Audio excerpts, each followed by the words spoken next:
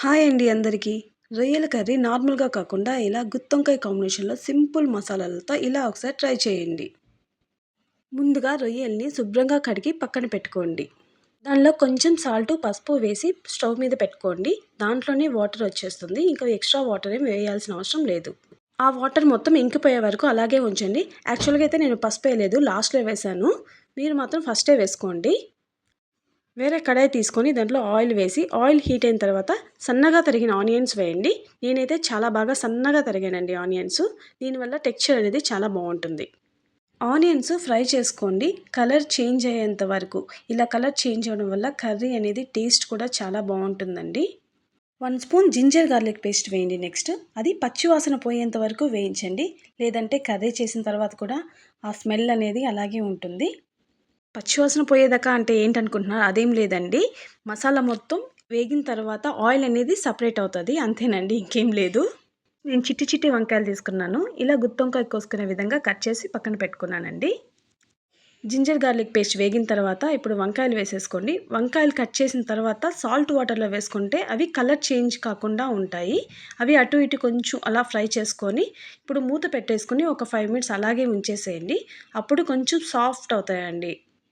మూత పెట్టడం వల్ల కొంచెం తొందరగా బాయిల్ అవుతాయండి అవి వంకాయలు అనేటివి. లేదంటే కొంచెం లేట్ అవుతుంది. ఒక 5 మినిట్స్ తర్వాత వంకాయ అనేది చాలా సాఫ్ట్‌గా అయిపోయి ఉంటుందండి. సాఫ్ట్ అవ్వకపోతే ఇంకొంచెం ఫ్రై చేసుకోండి అంతేనండి, ఇంకేం లేదు. ఇంకా ఈజీగా అయిపోవాలి అనుకుంటే వంకాయ కట్ చేసి ముక్కలు కూడా వేసుకోండి. ఇంకా తొందరగా కూడా అయిపోతుంది. నెక్స్ట్ సన్నగా తరిగిన టమోటా యాడ్ చేయండి. తర్వాత కొంచెం ఫ్రై చేసుకోండి. ఇంకొంచెం వంకాయ ఉడకలేదు అనిపిస్తే ఈ టమోటాతోనే ఉడికిపోతుందండి చివరికొచ్చేసరికి. టమోటాలో కొంచెం సాల్ట్ వేశారంటే తొందరగా మగ్గిపోతుందండి.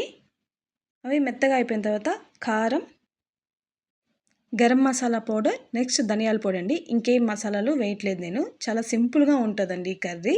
ఇవి వేసి కొంచెం అటు ఇటు ఫ్రై చేసుకోండి. రొయ్యల్లోకి వంకాయ అయితే పర్ఫెక్ట్ కాంబినేషన్ అని అనిపిస్తుందండి నాకైతే. కొంచెం ఫ్రై అయిన తర్వాత ఎలా అంటే ఆయిల్ సపరేట్ అయ్యేంత వరకు ఫ్రై చేసుకోండి.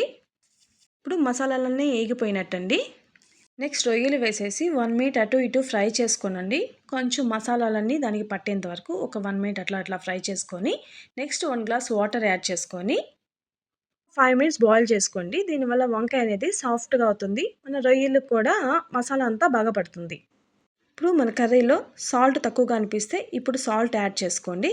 యాడ్ చేసుకొని ఒక 5 మినిట్స్ అలాగే బాయిల్ చేసుకోండి. అలా ఆయిల్ మొత్తం పైకి తెలిపిందంటే మన కర్రీ పర్ఫెక్ట్‌గా బాయిల్ అయిపోయినట్టండి.